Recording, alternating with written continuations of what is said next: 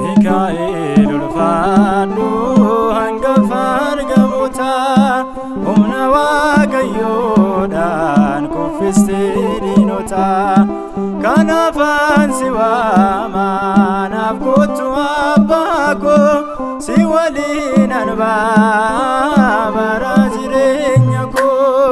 Mikael ulfaadhu hangafa argamoota humna Waaqayyoodhaan kuffistee diinota.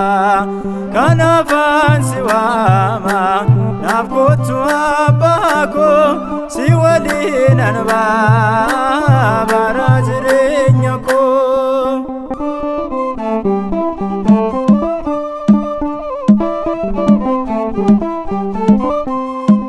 Ana baadhee jiru mucaa koo naan jettee talayaa du'aa koo jireenyaatti jirti.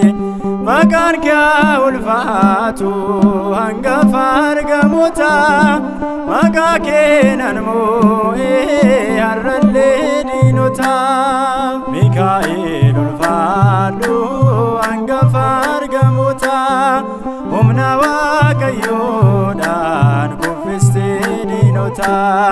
Kanaaf si waama naaf kottu abbaa koo si waliin anbaa bara jireenya koo.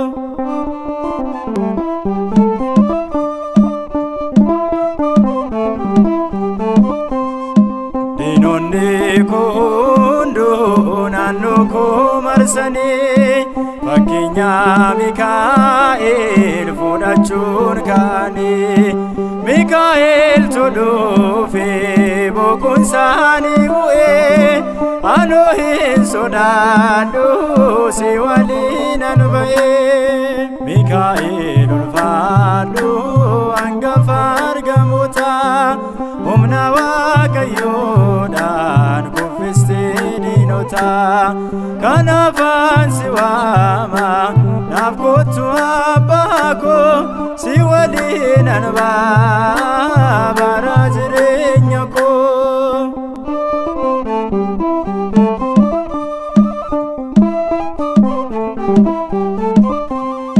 Seenaan koo haroomee dhaabbadheen faarfadhaa hangafa argamoota maqaa keen jajadhaa.